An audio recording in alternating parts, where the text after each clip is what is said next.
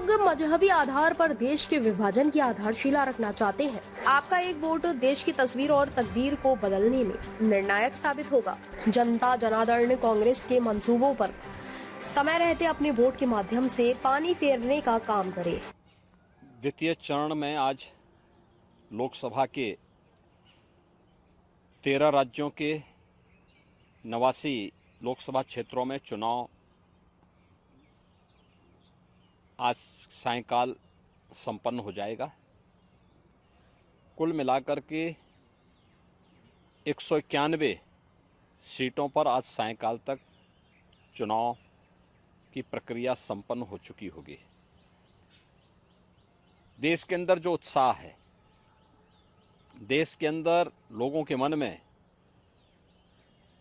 मोदी जी के 10 वर्ष के कार्यों को लेकर के जिस प्रकार की उमंग है, एक सकारात्मक माहौल है, उसको देखते हुए हम कह सकते हैं कि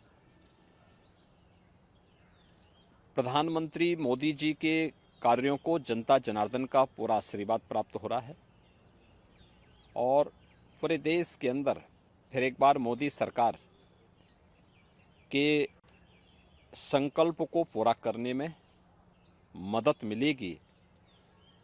देश कार्य को देखना चाहता है और मोदी जी ने 10 वर्ष में देश को एक नई दिशा दी है। 10 वर्ष का उनका एक कार्यकाल देश भारत के स्वतंत्र भारत के इतिहास का यह एक स्वर्णिम युग है, स्वर्णिम कार्यकाल है। हर एक सेक्टर में देश ने कुछ नया करके दिखाया है और भारत आज दुनिया के अंदर एक धमक के साथ, तेजी के साथ बढ़ती हुई अर्थव्यवस्था के रूप में भी स्थापित हुआ है।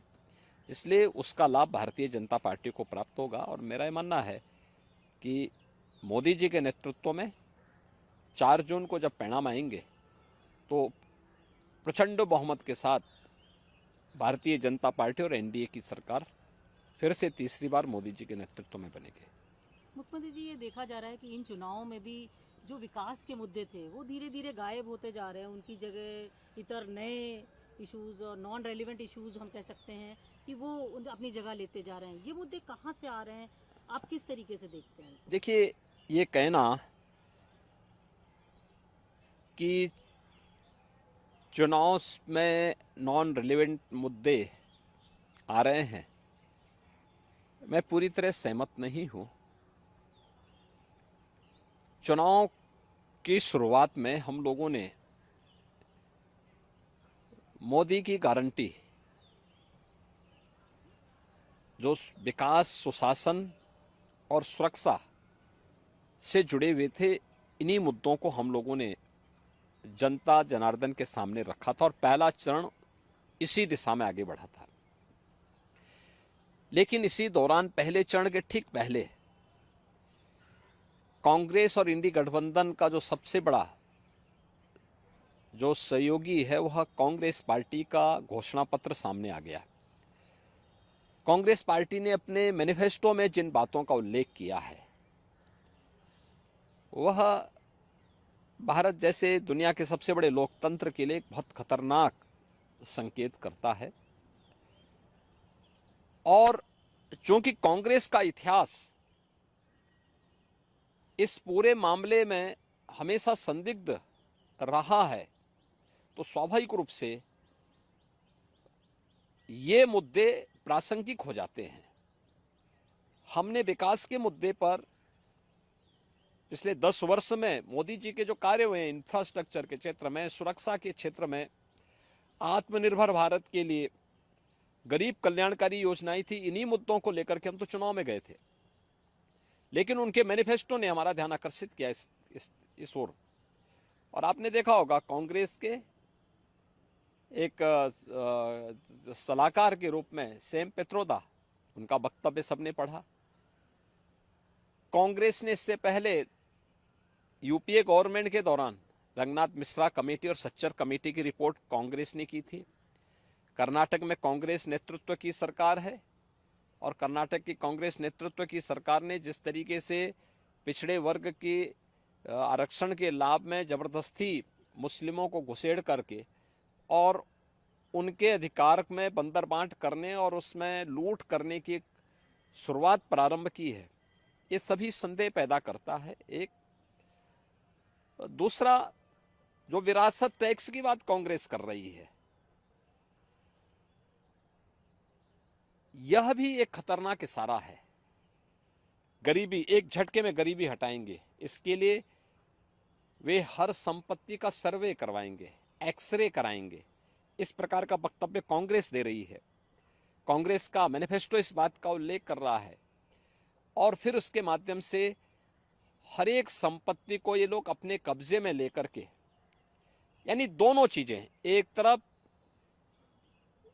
ये लोग देश के अंदर मजहबी आधार पर देश के विभाजन की आधारशिला रखना चाहते हैं, दूसरी तरफ किसी ने मेहनत से अगर अपनी संपत्ति अर्जित की है, घर बनाया है, कोई प्रॉपर्टी बनाई है, खास तौर पर हमारी माताएं बहनें अपने लिए जेवर खरीदती हैं, उसको ये अपने अधिकार में ले लेंगे।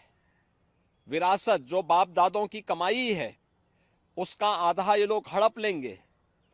और तीसरा, व्यक्तिगत कानून, पर्सनल लॉ को पुनः लागू करने की बात, 3 तलाक की कुप्रथा को मोदी जी ने समाप्त किया, ये कहते हैं हम फिर से लागू करेंगे। यानी महिलाओं का इससे बड़ा अपमान हो ही नहीं सकता। तो स्वाभाविक रूप से इस देश का विभाजन जिन कारणों से हुआ था, अगर कोई राजनीतिक दल आज के दिन पर भी उन मुद्दों का उल्लेख करते हुए देश को उधर ले जाने का प्रयास करेगा तो उसका विरोध हर हाल में होगा। भारत के अंदर नक्सलवाद पूरी तरह समाप्ति की ओर है। अगर नक्सली और माओवादी प्रवृत्ति को फिर से भारत के अंदर पनपाने का प्रयास होगा, उसका पुरजोर विरोध होगा। भारतीय जनता पार्टी इसको कतई स्वीकार नहीं कर सकती। देश के अंदर यहां की जनता जनार्दन की संपत्ति पर, भ्रष्टाचारियों की संपत्तियों के खिलाफ कार्रवाई पहले से सरकार कर रही है। उनके एक एक पाई का हिसाब होगा, लेकिन एक कॉमन मैन को प्रताड़ित करने के लिए उसके खून पसीने की कमाई पर कोई डकैती डालने का प्रयास होगा तो इसको भारतीय जनता पार्टी स्वीकार नहीं कर सकती है। और कांग्रेस और उसके सहयोगी दल देश की राजनीति का तालिबानीकरण करने के पर उतारू हो रखे हैं।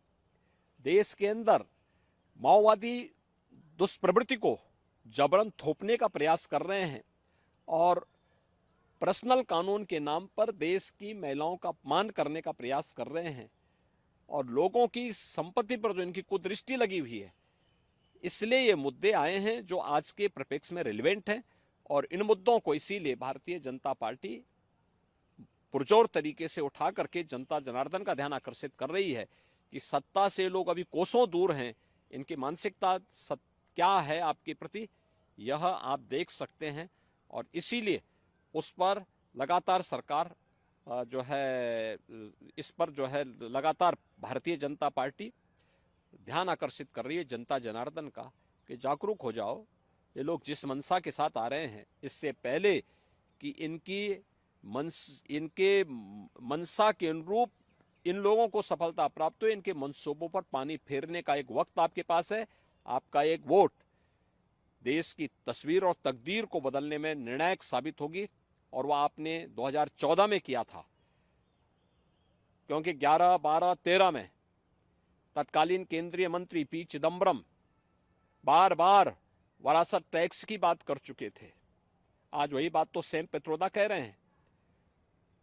इसीलिए इन चीजों को लेकर के आज फिर से जनता जनार्दन को बार बार कहा जा रहा है कि वो कांग्रेस के इन मंसूबों पर समय रहते अपने वोट के माध्यम से पानी फेरने का काम करें, अन्यथा यह गठबंधन देश के लिए भी, कॉमन मैन के लिए भी और आधी आबादी के लिए भी भयंकर खतरा पैदा कर सकता है।